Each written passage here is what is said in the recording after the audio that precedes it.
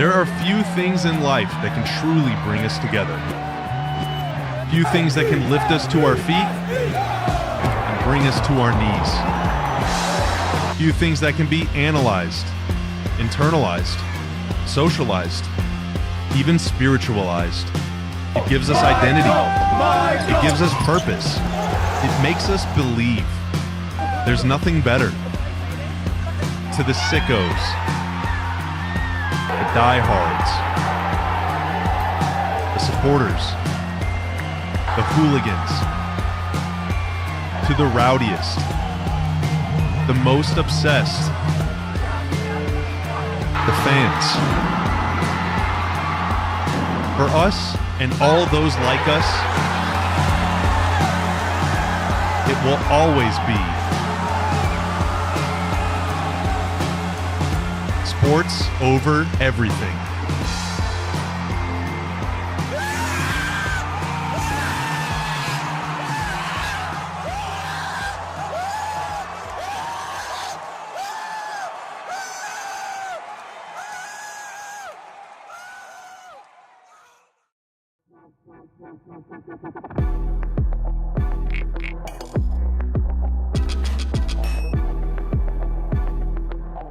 Welcome to the DLLS Mavs podcast, powered by Michelob Ultra, 2.6 carbs and 95 calories. It's a superior smooth taste worth playing for.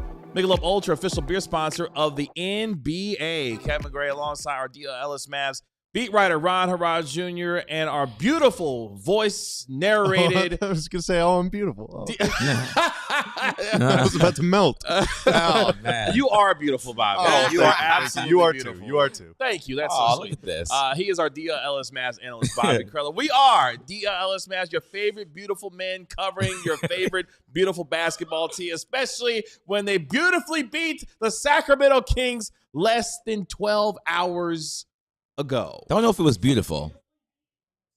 How about like every win is beautiful? Yeah, every win is beautiful. Oh, true.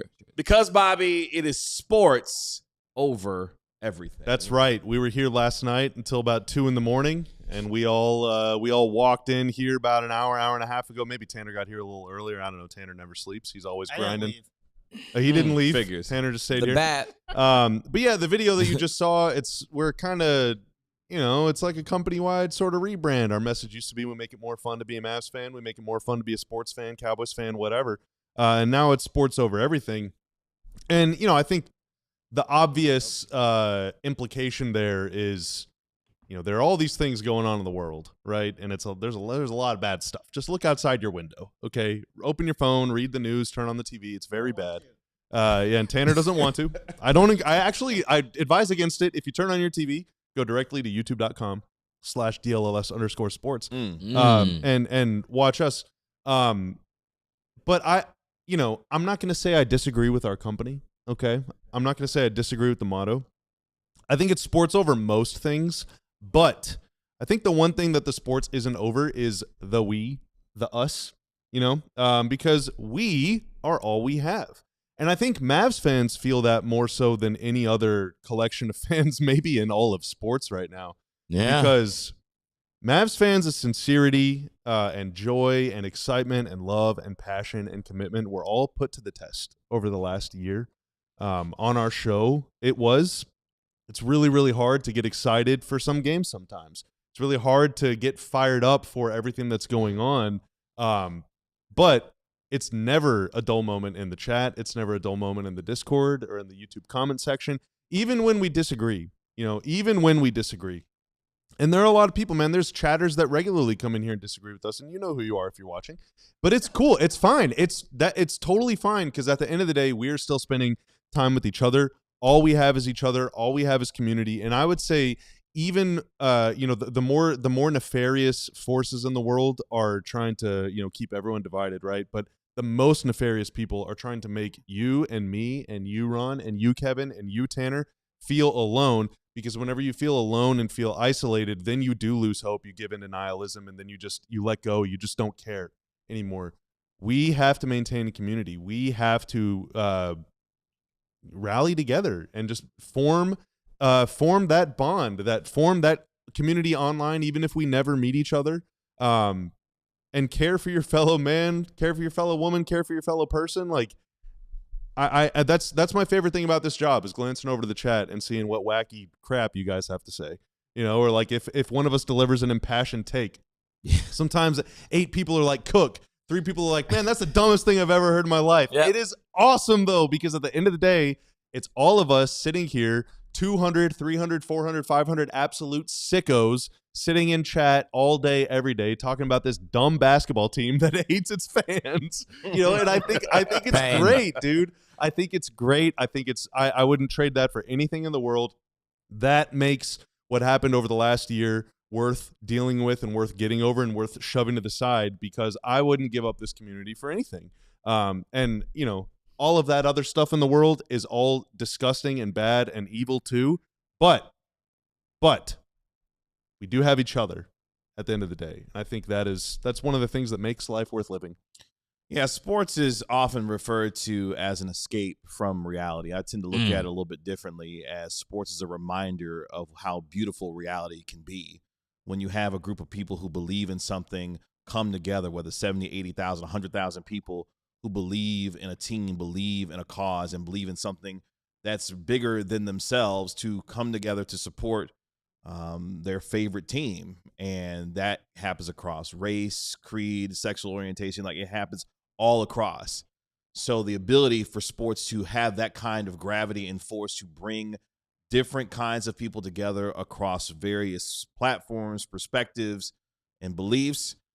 Sports is a powerful and unifying thing, and it's one of the things that, for me growing up, I held on to dearly, because no matter how I felt about whatever was going on in my particular life, I could always go to, yes, my Cowboys or whomever, to get a sense of community and bond with other people who may have felt or disagreed, to have really good conversations about what their favorite thing is. And for me, it's always been sports. I played sports from the time I was 5 till I was 18, played baseball, and it was one of the things that I've cherished most in my life, because I was able to meet so many different people across so many different places across this country, and we came together through the love of baseball. And I miss playing to this day and dearly. But being able to be in this medium with these gentlemen and with this crew that I work with every single day, I get to live out a dream where I get to talk about sports, have fun, and really enjoy a dream job. And hopefully for you, you feel a sense of community when you watch us or any of our shows here, because we're connecting with you on a level that allows you to feel hopefully good about not only what you're watching, more so like, hey, man, sports stuff is wacky, and we're going to have some levity to it whenever we can. So I can say that I'm very proud to be a part of what we do here. As we keep sports, it keeps sports in its proper perspective. We hope to give you the opportunity to feel what we feel every single day here. Yeah, because we on the show do come from everywhere. Yeah. You know, we come from everywhere. Different states, different parts of the country. Obviously, different racial backgrounds. You know, whenever you watch a DLLS sports show, unfortunately, you're just watching a bunch of dudes. But Kevin, you're right. We got people from different racial backgrounds, ethnic backgrounds, financial backgrounds and statuses, religions, gender identities, sexual identities, all these things that are represented in this office and throughout this company, you know, around the country. And it's only gonna, you know, it's only gonna get better, you know, and we're only gonna get bigger and better. And I just really bungled that. I'm gonna get better. Yeah. I just think it's a beautiful thing, man. I think it's a beautiful thing. Yeah, I mean, I think sports over everything is great. I mean, I remember when I was applying to college, I was like, yeah, I don't know if this college thing is like for me. I didn't feel like it just felt like I was trying to like going somewhere because everyone else like kind of wanted you to go. Like I always kind of knew I was going to go to college, but when it actually came time to go, I was like, oh crap, I have to do something. I have to like pick a major.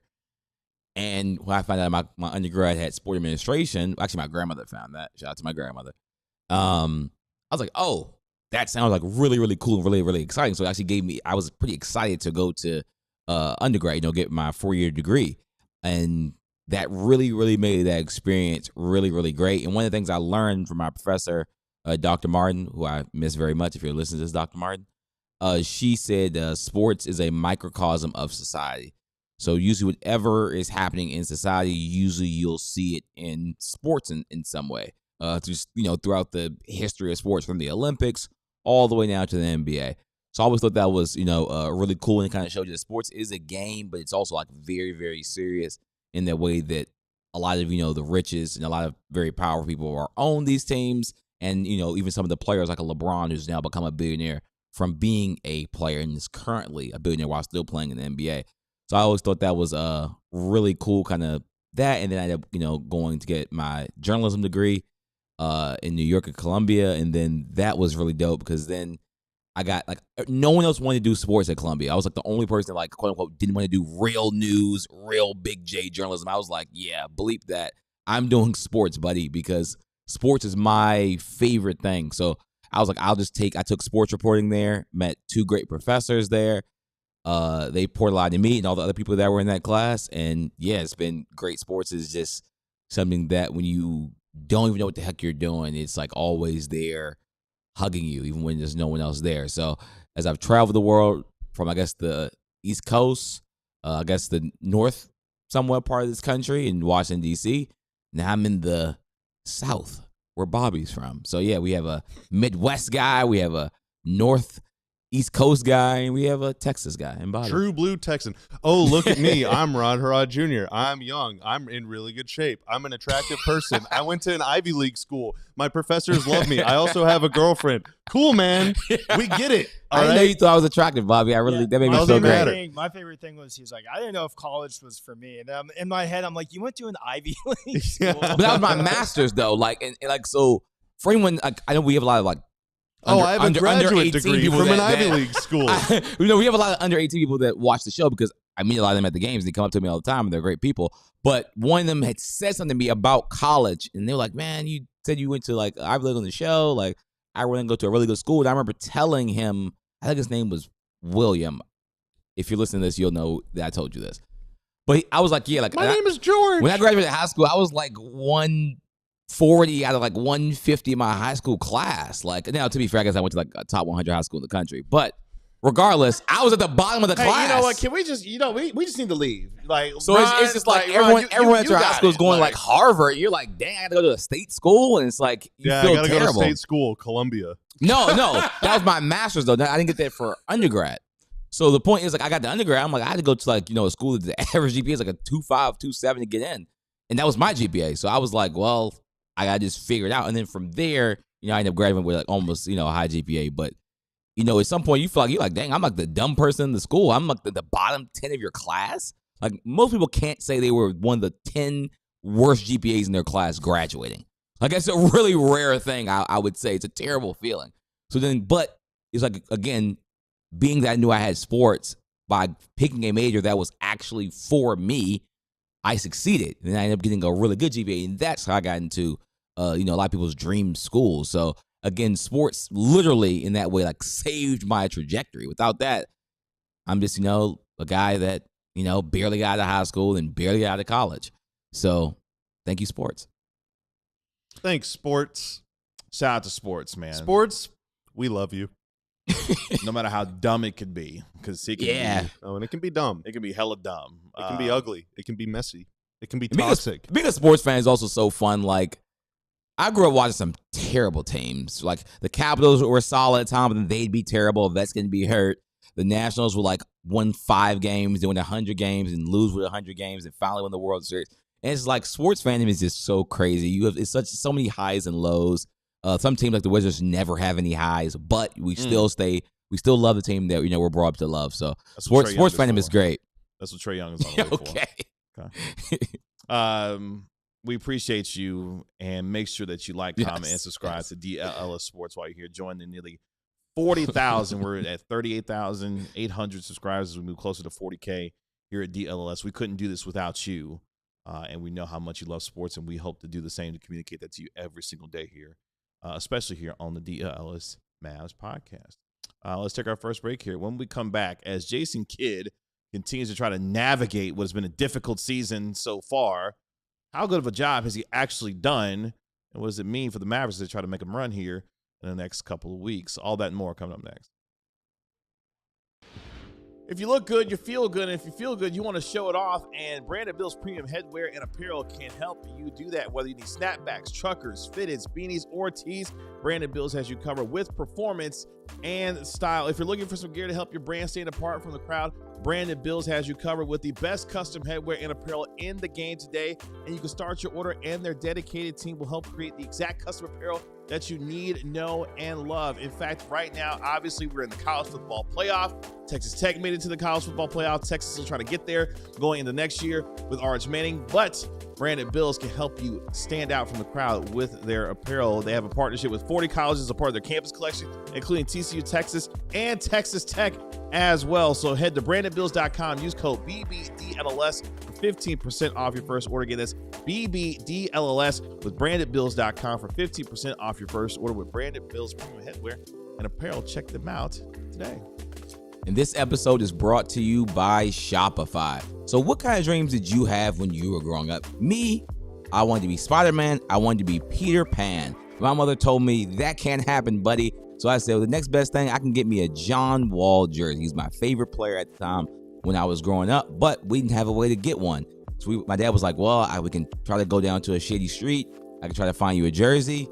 He found me that jersey, but then people made fun of me at school because the jersey was not accurate. It was not real because we did not have Shopify and we could not verify the jersey. But with Shopify, you can find things like a John Wall jersey or other clothes from other different brands, such as DLLS Sports. And you can get whatever type of clothing item that you want if you can find it on Shopify. They are a great brand, and they also support a lot of local businesses. So if whatever you're looking for, Shopify. Now turn your big business idea into, with Shopify on your side, sign up for your $1 per month trial and start selling today at shopify.com/allcity. That's shopify.com/allcity.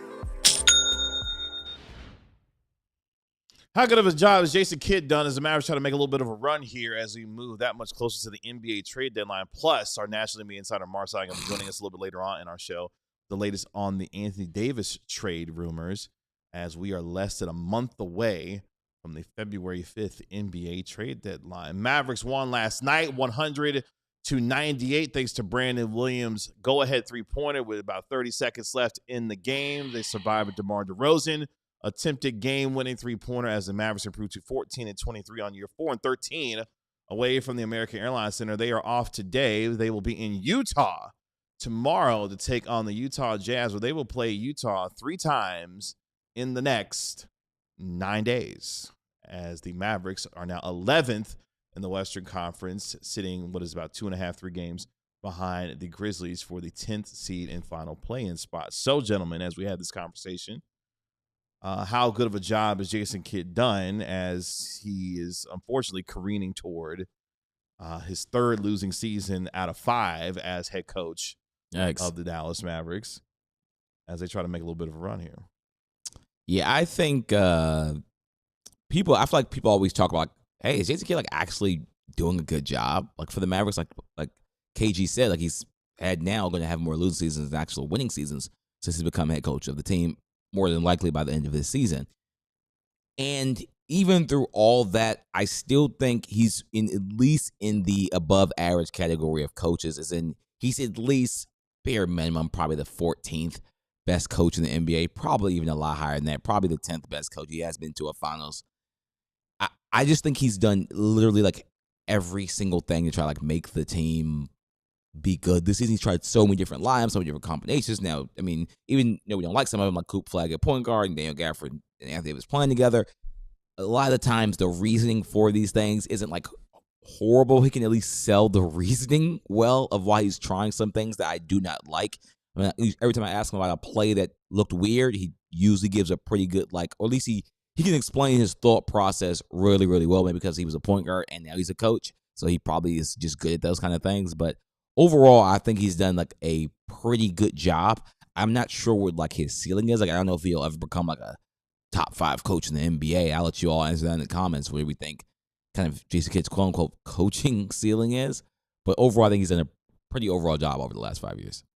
Yeah, I think he's done a pretty good job this year. I mean, there's a lot of pet peeves. I don't like how often they double teams guys in the post. I complain about that a lot from me. I should have let that go because it's out of my control. You know, why am I letting Jason Kidd's coaching decisions drain my emotional dollars? All right, you know, Wow. I only got so many to give. Why am I wasting it on useless double teams that just concede open 3-pointers to whoever wants them?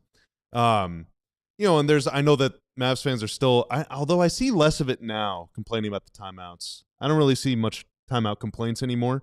And it's clear that the players are bought in, like emotionally and physically, mentally. Like their approach every night is, you know, pretty consistent. They don't ever look listless. Sometimes they look, I don't mean this negatively, but like they don't look like they have as much skill or talent as the other team, but they never look like they're trying the second hardest, you know? Yeah. And that is something worth rooting for. So it's tough because I don't really think they have the personnel to run too like imaginative of an offense. At times the offense can look really dull and it can look really like 80 pound the rock from 18 feet. But I think that's more of an AD thing than a kid thing. I don't really know the solution to that. You know, I just don't. But have we seen that movement from this offense that we thought they had said that they wanted to do? There's been some. They do run a lot of dribble handoffs, but They I don't think the work, real but- issue is like they just don't have a guy that can take advantage of that. Nope. Yeah. You know, like they just don't. You know, the main one that can is Brandon Williams. It's like, dude, usually when he's on the floor, sure, he can get buckets, but I'd rather like 2 or 3 other guys shoot than him, you know? So it's tough. I am vehemently against Coop at the 1. I don't think that should happen like ever. Last night, he was better whenever Brandon Williams was on the floor than when Brandon Williams is off. Like, and this happens every single night. So continuing to go to that well, I think is really bad. A really bad choice. But even aside from that, I mean, ultimately, I think that what is in the best interest of the Mavs is losing games, and to that end, he's doing a pretty good job this year. What? I mean, folks will nitpick. He is. I mean, does that count? Is doing a good Yes. job? Mission accomplished. I mean, if the objective is to competitively lose these games, I mean, But who's giving? they are number one at doing that. But do we think like has Jason Kidd who's giving that objective? Like who's they? You know, people always say like who's they? I think it's kind of Who's understood. they that's given I'm gonna the be honest. objective? I think it's kind of understood. Yeah, I mean, Doesn't nothing need to be explained, kind of thing. we got a Jameer Nelson sighting. I think The it's GOAT. I think it's pretty understood. Okay. Ooh, okay. He had like 20 glorious games with the Mavs. This is how I know that guy. You couldn't get me this time, Tanner. He tried everyone. Yeah, that's not He tried. Joey Chestnut. No. Do you know what team Jameer Nelson was traded to from the Mavs? Nah, but he came from the Magic. That was one of He my was favorite teams. Another part of that Rajon Rondo trade. Oh no, this is how I know I'm getting old because Jameer Nelson has a son that's like good. I've heard a college. Yeah, was like a college star and all that. It's crazy. Jameer Nelson Jr. I think is his name. Yeah. right? But as you see, I mean, the Mavs have played 28 clutch games. They're 12 and 16 in such scenarios. You know, we've talked plenty about how Jason Kidd has the buy-in of his players. They like playing for him. They play hard for him night in and night out. He's obviously fostered a tremendous relationship with Kyrie Irving since he has been acquired here and played here. And guys want to play for Jason Kidd, which is, I mean, that's half the battle when you're trying to get guys to buy into what you're selling, you know, night in and night out. Now, the biggest criticism of Kidd this year has been the idea of putting Cooper Flagg at the point guard position, which did not go well and does not go well when that is happening on the floor. But there are some long-term benefits that I think kids started to buy into when it came to, you know, Cooper Flagg. Everybody will point to the utilization of Giannis when he had the ball in his hands and how much better, obviously, as the years went on, with Giannis being able to handle the basketball. Cooper Flagg has shown growth in that area as the season has gone on. His assists night in and night out continue to go up. He's making the right plays, making good decisions with the basketball, but taking some of those lumps early on were difficult to watch and made it very hard to watch offensive basketball for the Mavericks. So the thing I always say about Jason Kidd is that guys like playing for him. And when you have that kind of buy-in, guys will give you effort. And if that is the case, from a talent perspective, you got to figure that out if you're the front office. But it feels like the Mavericks have a coach that has the ear of the players, has not lost the locker room even in the midst of the losing that they've been doing this season. And that's really important, especially if you project that Jason Kidd will be the long-term coach of. He's made a lot of good choices too. Yeah, you know. So I think Coop at the 1 is just a awful idea that should not ever happen. I think the 2 big lineup is an awful idea that should never happen. Mm-hmm. But J Kidd benched Clay. That was a really good decision. J Kidd erased D'Lo from the rotation. That was an incredible decision. J Kidd gave the starting lineup job to Ryan Nembhard, which was a really good decision. And then whenever he started tailing off, Took He him benched out. him, which was also a good decision. Involving Brandon Williams more, good decision. Leaving Jaden Hardy out, really good decision. Like, a lot of these things are good. Now, injuries to key players at key positions have kind of rendered the coaches, the entire kind of coaching plan a little more inflexible. You have no shooting, and with PJ out and Lively out, you don't have much of a front court, so you can't really do some of the things that you would have otherwise wanted to do. But I think that some of the things that some of the choices he has made when he has the ability to make a choice, I have really wholeheartedly agreed with, despite some other ones that irk me to no end. But question that I have for you all, let's pause a little bit. Well, can you win a championship without a top 5 coach? And if so, who was the last coach to do so?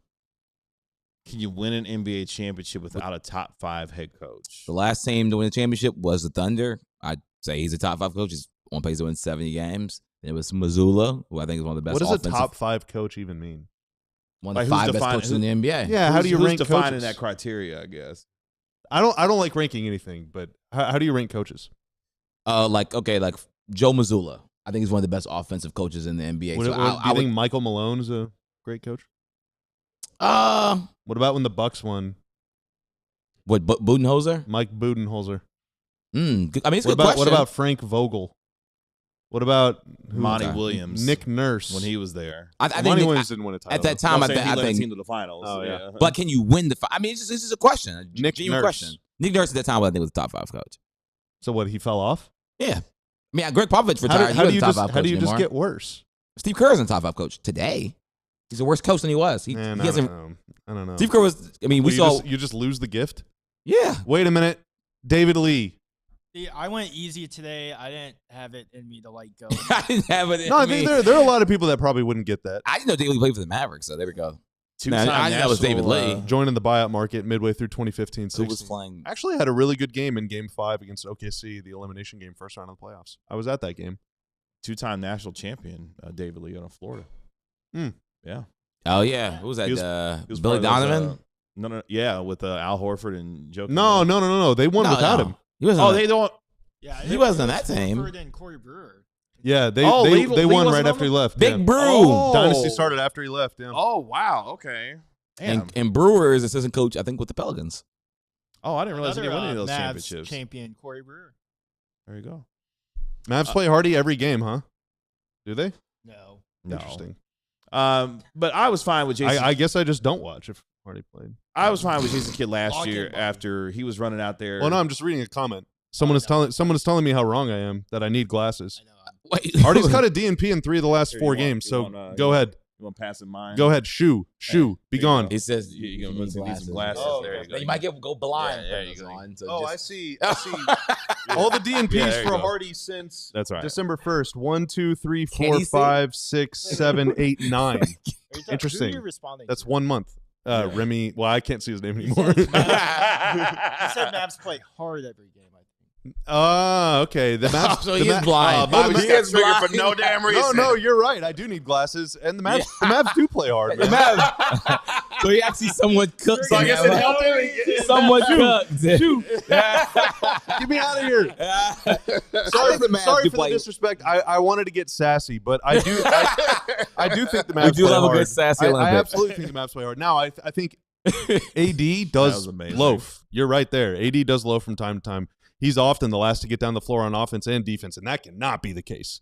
That can't be. He even though actually he was like 25. But for all the grief I give Daniel Gafford, I give Daniel Gafford a considerable amount of grief. All right, I'm not a Daniel Gafford fan. That guy busts his ass up and down the floor every single play. Yeah, I've he's never never questioned the that last for guy it. down. Yeah. say DeMar plays pretty He hard. gets cooked often. Coop plays He's always the hard. first guy down. That's right. Max right. Christie plays My bad for pretty getting hard. sassy. Najee Marshall, again, is he like running fast all the time? No, but he's playing pretty locked in on defense. He's always bringing energy. I would say Najee plays pretty hard. When Jason Kidd had, the likes of Kessler Edwards and Brandon Williams Yikes. and all these other cats out there last year. Oh my god! Sorry. What was that? It was my alarm. For what? It's 12:30. I don't know what it was. I had to turn it off really Do quickly. you sleep till noon? No. That was like a time, I feel like a reminder for When myself. do you wake up on the weekend? It was a reminder for us to go to break is what it was. What's 9? it do right now? Pacific? Yeah. Oh my gosh. When we come back, National NBA insider Marc Stein joins the show. We do that next.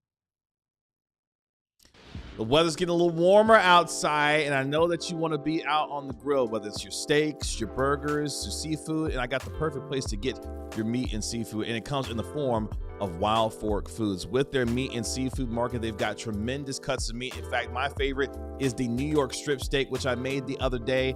Had a little butter, a little basil, a little salt and pepper, got to my medium rare that I love, and then was able to enjoy a fantastic cut of meat, and Wild Fork Foods has it for you. They blast freeze everything so it remains extremely fresh until you open it. You're able to prepare it the way that you want and be able to have some fantastic product when it comes to Wild Fork Meat and Seafood Market. They've got 9 DFW locations, including Plano, Frisco, North Richland Hills, Flower Mound, Wiley, Addison, Las Colinas, Prosper, and Louisville. My favorite is the Wiley location where I get everything that I need and love. So make sure you go to wildforkfoods.com for your premium meat and seafood at their market today. That's wildforkfoods.com.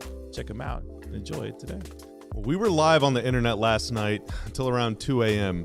And it was an early morning for us. We had to get up, face the day, and it can be tough. Sometimes it can feel like you're dragging, and you might want to say like, all right, I'll just make a cup of coffee, okay, and get a little temporary jolt. But it's just temporary. Guys, especially if you're over 30, as you're getting older, sometimes it could be because of low testosterone. You need that steady drip, that steady supply of energy throughout the day, and Mars Men is a product that is designed to help you do just that. It unlocks the testosterone that your body can store but not actually release, have coursing through your veins so that you're ready to take on the day. And also, you can even recover a little better from workouts, maybe feel a little more motivated to go to the gym in the first place. So it's a great product. Check it out. For a limited time, our listeners get 50% off for life, plus free shipping and 3 free gifts at mengotomars.com. Again, mengotomars.com for 50% off for life and 3 free gifts. Please support our show and tell them that we sent you. Welcome back into the DLLS Mavs podcast. Coming up here in just a moment, we'll be joined by our National NBA insider Marc Stein as we are less than a month away from the February 5th NBA trade deadline. Coming up in our next segment, a little look ahead to the next 5 games for the Mavericks and what their schedule could look like. Plus, we'll take a spin around Tankathon here on this Wednesday afternoon. We appreciate all of you joining us here on DLLS Sports as we are now joined via phone by our National NBA insider. You can always dial up the Stein line like we're doing right now on X at the Stein line. He is Marc Stein. Marc, do you have us? Guys, Yep. guys, I hear you loud and clear. You hear me? Okay, Yeah, we he's got there. it. We got him. That's him. Do you need some water? You okay? We're good? All good, all good. Okay. All right. Well, Stein is in a location that he will share himself if he desires to here in just a moment. How are you? I already tweeted about it. Okay. I am in Manchester, England. Next week, of course, the NBA will be in London. The Magic are playing the Grizzlies at the O2 in London. I'm covering that game. That's a whole nother long story that we'll get into later. But I had to come a little bit early to see some footy. So here I am, Wednesday night football. I am in the press box at the Etihad, City v Brighton in the Premier League. And your guy is pinching himself because, you know, I consider this home. This is like my spiritual home. So I'm pretty psyched, and I hope I sound okay. I can't see you guys. I can't really even look at my phone. So I'm hoping that this connection holds. And I was worried about you guys because I mean, last night was my first night on the ground, and as I was trying to adjust to the time, I kept looking at the Mavs score, thinking, it's still the first half. It's only halftime. What is going on? So I guess in the end, because the ending, it was okay. But how hard? Let me ask the questions to start. How challenging was that 10 p.m. tip-off last night in the end? It's pretty challenging. Yeah, it was unreal. Yeah, it was long. Yeah, again, Toughest test for the strongest soldiers, Mark. that's right. Yep. I need you to put in a good word with your boy Adam Silver. Like, hey, let's not do this anymore. No more 10 p.m. start times. Like, we gotta stop doing that. But hey, shout out to Brandon Williams. Knocked down a 3. Mavericks got a win. They beat the lowly Kings. How was chat after that? So was chat rocking? after a good. win It was like deep. that? Yeah, it was a good show. It was fun. I mean, it was after dark, so we kind of just cut it loose. Yeah, chat was great. Yeah. So yeah. Let's get into it because we are less than a month from the trade deadline. News continues to drop daily, it feels like, at this rate. You yourself had I'm guessing you saw the last thing I did before I got on the plane. yes, you set the NBA world on fire because Oh. Ron's Wizards Stop it. could be a destination for Trae Young, which had everybody talking. What more can you tell us on that? I forgot that Ronaldo grew up a Wizards fan. That's right. Don't gaslight me, Thank you for Stein. the reminder. I'm just playing. Thank you for the reminder. Yeah, look, I mean, that is, obviously locally, we're pretty focused on AD and what's going to happen there, what the Mavericks are going to do. But throughout trade season, there's been this discussion about LaMelo Ball, John Morant, Trae Young. This morning, posted a story on my Substack from the great Jake Fisher, who talked about how he's actually been reporting this for a while, that Trae is the most likely of those big name guards to be on the move. And so, yes, Monday I was able to confirm that, there have been detailed levels of discussion between the Wizards and the Hawks. To this point, the Wizards are the only confirmed suitor we really have for Trae Young, and the Wizards, they're motivated to get this done. The Hawks, I think, want to take their time to a degree to see if anything else materializes because, as Kevin said, the trade deadline is not until February 5th. But it'll be interesting to see how patient Washington is with that, because I'm sure the Wizards don't want to just let this thing be open-ended and see if somebody else tries to swoop in. But look, the Wizards are known as a team that wants to make moves. If they'll take on salary if it means getting draft capital. Now, we'll have to see how much draft capital, if there is draft capital attached to this thing, what the Hawks would have to throw in to incentivize Washington to take on Trae Young's contract, because even though Trae Young only has 1 year left on his deal after this season, it is a player option worth almost $50 million. The league-wide expectation is that Trae is going to exercise that option, and $50 million takes up a huge percentage of the cap. So the Wizards are going to argue in these negotiations that they deserve a level of compensation in addition to just the players involved to take that contract on. But obviously, if the deal happens, if Trae ends up with the Wizards, and again, at this point, the Wizards are the strongest and appear to be, I'll put it this way, the Wizards are the only known trade suitor for Trae Young as we speak on January 7th. If that doesn't change, and if a deal ends up going through, it could have a knock-on effect, because for the Hawks to have any ability to take on Anthony Davis, as we've been talking about, they had to deal with Trae Young's situation first. They couldn't take the risk of trading for Anthony Davis, and then Trae Young is on the payroll still, and then Trae Young exercises that player option, and now the Hawks, who are known for not wanting to be a tax team, suddenly have just a massive payroll. So if the Hawks can trade Trae Young, and the biggest thing they're taking back is CJ McCollum's expiring contract, if a deal materializes, CJ is definitely going to be in that trade, then that does theoretically make the Hawks more able to go after Anthony Davis.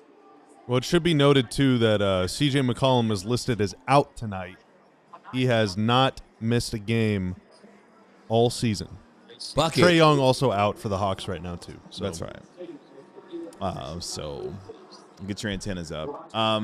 With that being said, how much does the appetite increase for the Atlanta Hawks to further their intrigue in acquiring Anthony Davis if that trade does materialize between themselves and the Wizards for Trae Young?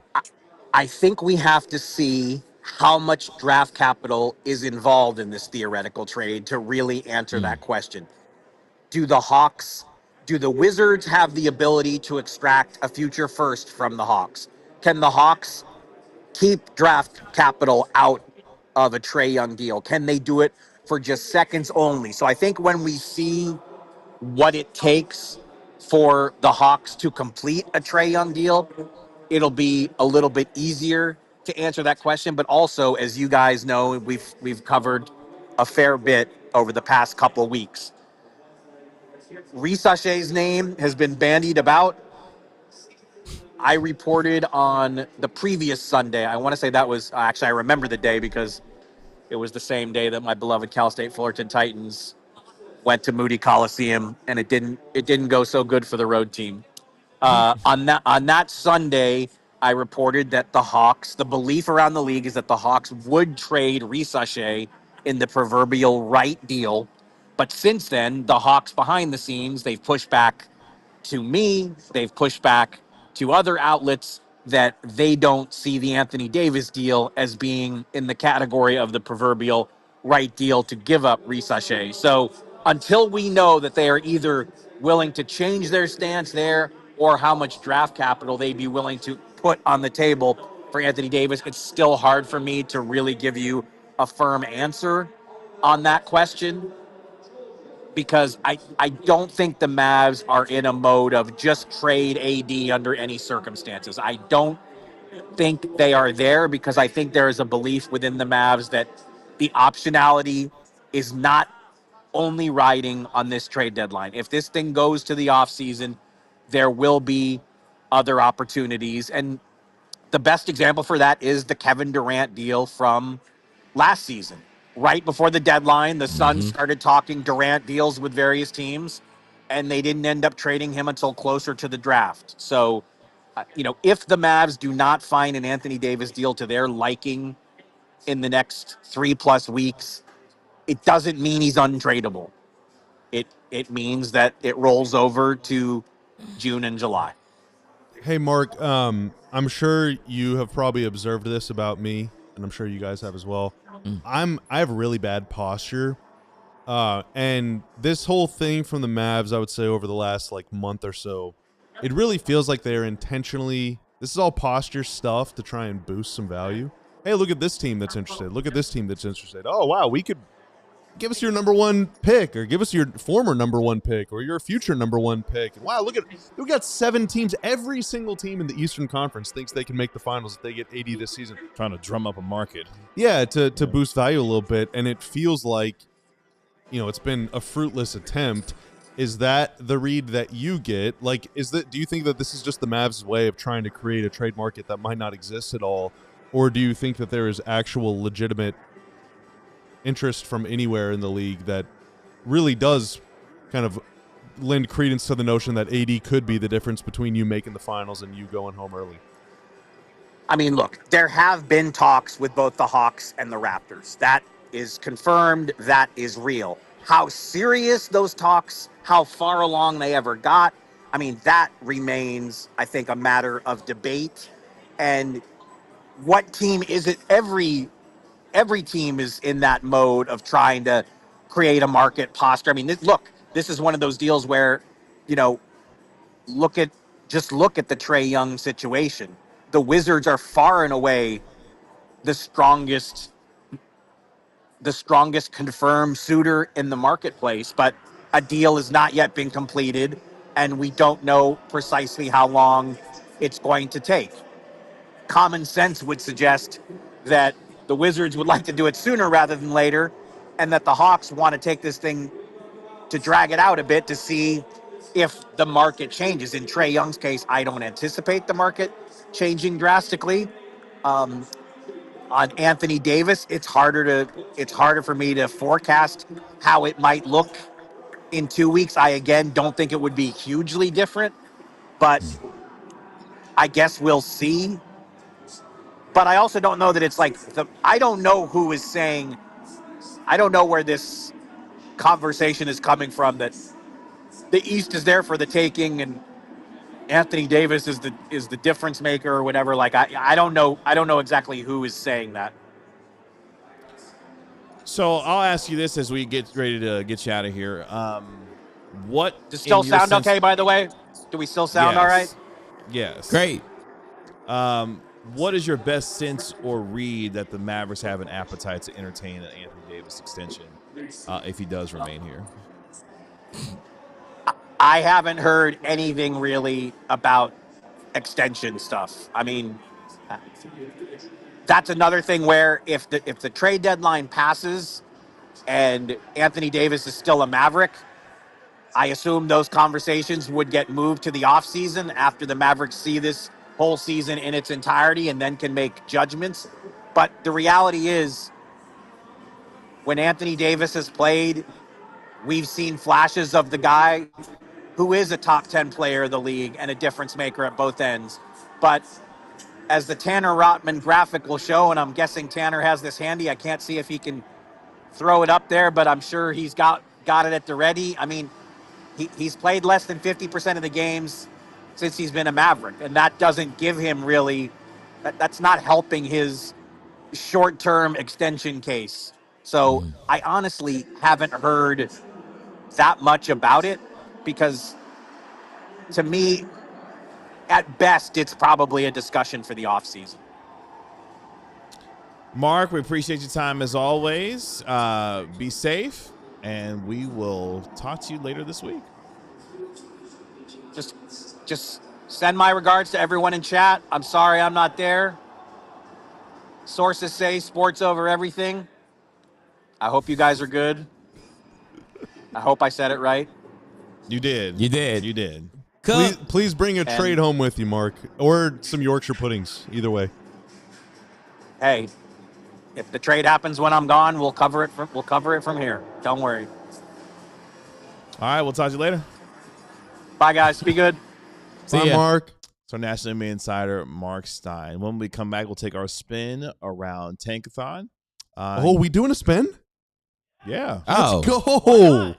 Let's go. And we'll look ahead to the next 5 games for the Dallas Mavericks. All that and more coming up next. Hey, you. You heard us talking earlier about how it's sports over everything here. We're trying to build a community because that's what matters more than anything. Everywhere you look, people hate each other. Everywhere you look, it's divided. Everywhere you look, it's bad vibes. The vibes are horrendous. But not here. Even when the Mavs stink, or even when they win, we're having a good time. Every single pregame, every single postgame, sometimes during the day, 5 days a week, live here right on DLS Sports YouTube channel, along with Rangers coverage, Stars coverage, Cowboys coverage, and if they sign a CBA, WNBA coverage. Yep. And we're going to bring you more Wings coverage this year too, which I'm really excited about. But there's other ways to engage with us. There's other ways to engage with our content and to become a better, more well-informed, better-looking, more interesting person, and that's to become a diehard. Scan the QR code right there. It'll take you to our website, alldlls.com, where for a small amount of cash money, you can become a diehard, pledging your financial and emotional support to us, and in exchange, you're going to have the best-looking closet in the world, all right? You get a free shirt right off the rip. Boom, your choice. We got 50 to choose from. You get a discount on any other merch, any other gear on our site. That includes shirts, hoodies, that includes hats, that includes all sorts of stuff. We're also, we're going to be launching some new sports over everything merch, too. How about that? Wow! You save 20% on that, 20% on events. You also get to join the DLS Diehard Discord Lounge. It is a great place to hang out with your fellow diehards. The vibes last night were at an all-time high. Or I guess this morning, whenever. Earlier this morning. Throughout the evening, into the wee hours. And also, most importantly, you get to read the entire website. All of Ron Harrod Jr.'s coverage of the Mavs. Clarence Hill, Ali Jawad up at the Star today, talking with Jerry Jones about Matt Eberflus's firing and all that stuff. They're going to have you covered through the DC coaching search. Jeff Wilson on Rangers, Sam Nessler, Sean Shapiro on the Stars, all sorts of bennies, all sorts of coverage. So scan the QR code, go to alldls.com, become a diehard today. Thank you all for your support. We also have draft coverage. Read it if you like. And weep. Make sure you like, comment, and subscribe to DLLS Sports while you're here. Join the nearly 39,000 subscribers already at DLLS Sports. We will be back tomorrow, of course, with our pregame show at 7:30 p.m. as the Mavericks take on the Utah Jazz as they continue their 3-game road trip. I appreciate the tip-off time. You know what? Oh, I do too. Wow. Exposure to a 10 p.m. makes me appreciate an 8 p.m. Yeah, no, for sure. Yeah. As the really Mavericks puts things in perspective. take on the Jazz at 8 p.m. Then they will be finishing up that 3-game road trip in the Anthony Davis Showcase game in Chicago on Saturday. Bring them home as the Mavericks will take on the Bulls. Let's take a look real quick at the next 5 games for the Dallas Mavericks. As we mentioned, on the second game, was that Elton Brand? Big Is that, 42. oh, yeah, that's Elton Brand. Former #1 pick. Dude, he looked slim. Wow. He did. Former national That jersey's champion wearing of Duke. him. Former national champion as well. Duke, yeah. Dallas Mavericks, they love Duke basketball players. Like over the And they might add another one in the draft. Christian Laettner was a Mav once upon a time. That's right. Yeah, Duke basketball player. So maybe it was destined for Coop to be a Maverick since they love their Duke basketball. The 2 greatest white Dukies. Flagg and JJ Redick. Well, he was also a Mav. He was also a Mav. Yeah.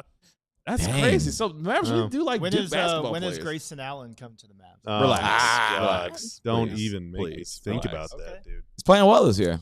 Could the Mavericks potentially find themselves inching that much closer to the play-in? Nope. Oh, wow. Okay. I mean, this time, what is that? January 15th is 8 days from now. That's 5 right. games in 8 days. They're probably winning 4 or 5 of those games. Are they though? Are they? Dude, They've lost to the Kings. They've already lost to the Jazz Wizards. once. They've lost to the Jazz. they're beating the Bulls. Wait a minute. How Are are they they, beating how are the they Bulls? playing the Nets? They got to be playing the Nets in Brooklyn, right? No, that's here. Oh, so Nets they're haven't playing come the here. Nets 3 times then. The Nets haven't come here. Because they already played Did the they? Nets here. Yeah. And plus, January 12th is bobblehead 'cause night. One of them was Yeah, they get 3 in-season games against the tournament. Nets. Wow, 2 home against the Nets. That is favorable this year. Yeah. Yeah, they're absolutely going to win it. Guarantee Oh no. at least 4 wins in their next 5 games. I don't see that. I feel like the only They guaranteed win for me at this rate is the Denver game because they've been beating the brakes off of Denver so far this year. Yeah, I mean, they've lost to the Jazz already. I think Giddey's out for that Bulls game. I think he suffered some type of injury, correct? So I believe so, yes. I don't think, again, please don't get mad at me if he's playing. I'm pretty sure he'll be out for the Bulls game. If he's out, then that is probably favorable. Oh, I remember Christian Laettner as a Mav. I was not around for him in college. Bobby old enough to remember? I was not, but I came from a Fab Five household, not from a Christian Laettner household. Yeah, my dad has said some very nasty things about Christian Laettner that you can see in the Fab Five documentary. They also said those things. I will say I am excited for that game on Pretty Saturday against the Bulls because we get to watch one of the emerging young stars in the game, Montes Buzelis. Cat's a fun player. Buzelis is fun. The stretch is bookended by 2 games against the Pride of Louisville. Keontae George. And after that, even Fighting more. Farmer. Oh, and another Keontae George game. Raymond Felton. A little Yeah. Raymond Big Felton. Felton. signing. Yeah, at this point, you play the Warriors at home. You could win that game. Like, this is a really Whoa. favorable. Next 10 games are looking really easy. How many of these games do Anthony Davis? Famous last Compared words. to what they've been playing lately. But how many of these games does Anthony Davis play, realistically? And that's the other part. He's never played 6 straight games. On average, probably 3 or 4 of them. So every game. So there goes your If he wins out does- the window. so let's say- How many in a row has he let's played say now? he- Is he at 2 or 3? 2. Oh, it's only Which 2. It's only been means 2. the 5th game will be Golden State, and the 6th game will be the Los Angeles No, this Lakers. is 7-8 games from now. Oh, You'd have to Yeah. play like 13 games in a row to get there. That's right. And yes, as you see on January 24th, Luka will make his second return to Dallas on the What the- 24th. I'm Oh, gonna gone is the predict you onion. watch long. what account is this? Oh. Ronald Sr. We got to rebrand. 70 Oh, they rebranded. We got to rebrand. Oh, wow. I'm like, what account is this? There we go. But that's the next 5 after. So they'll play the Jazz 3 times in a 9-day span. They'll play them tomorrow, and then they'll have a baseball series Why with Jazz? the Jazz on the 15th and the 17th here in Dallas. Well, you want to know how you get to Carnegie Hall? Practice, practice, practice. All right? If you want to be a great jazz musician, you got to play the jazz more than just 3 times in 9 days. You got to play it 9 times in 9 days. I think 3 I need times more. enough in 9. 3 times in 9 days is enough. I need more jazz. Well, you're gonna get your fill of it. All right. You can get your fill of it. And yes, that'll include later this month games against the New York Knicks in NYC. They'll be back home to take on the Golden State Warriors and the Lakers on the 22nd and 24th of January, and then they'll welcome in the Milwaukee Bucks, Bobby's Bucks, on January 25th on the 2nd. Bobby's Bucks. That's kind of a nasty back-to-back. I'm not going to lie to you. Lakers, Bucks. A home road back-to-back against the Lakers. And traveling against to Milwaukee on the second. Going from the West Coast all the way to the No. The game is here in Dallas, but you got to go to Milwaukee. But still, just that's not a Lakers Bucks back-to-back is kind of nasty. Not going to lie to you. Who knows who will even be on the Bucks by then? I mean, based on who's talking, who knows? Anthony Davis might be on the Bucks. Maybe by the time we get to Miles Turner might be a Mav. Who knows? Could you imagine? Not opposed. Miles Turner being Miles Turner and Kyle Kuzma for AD. Oh gosh. How is Miles Turner? Could you? I can be convinced. How funny would that be after Kyle Kuzma was like, "Yeah, I'm not He's on 29, the I'm out. I'm not on the Mavericks timeline of potentially winning the championship." That he would find himself coming into a situation. Kyle like Kuzma this. wasn't wrong. He was just early. That's right. To watch Kyle Kuzma play basketball again is just my worst nightmare. With that, let's take a look at Tankathon. Who is that? Now that. Oh, come on. Wait. Oh, is that Come on, you know him. Is that Rayful Friends? No. Wait, I can't. He was famously. Oh, that's Chris Humphries. Yeah. That's Chris He Humphries. was married to a celebrity for what, like 3 days or something? Damn, I forgot about Chris 45 Humphries had a seconds. stint here in Dallas. What a wedding. Yikes, man. Do Chris you Humphries. know? Great rebounder. Do you know whomst Chris Humphries was traded for? No. Devin Harris? Oh, it was Nets, right? No, I think he's Nets before Dallas. Was it? Who was he traded for? So Chris Humphries. Humphries. Humvee. Chris Humvee. Chris Humphries. No more Humvees. Please. So stupid. He was kind of like salary dumped, sort of, to the Nets for Eddie Naharov, but he was part of this big, giant, mega trade in July 9th, 2009. The way he arrived to the Mavs was alongside a bunch of guys. It was a 4-team trade that ultimately resulted in Sean Marion becoming a Mav. Chris Humphries was also part of that, and then they kind of cash dumped Chris Dumfries. Dumfries is crazy. Dumfries. Dumfries Dumfries. June of 2010, right before they made the trade with the Wizards, the Josh Howard deal, they needed to clear some stuff, move some things around. Humor me. Who are some of the names in that mega?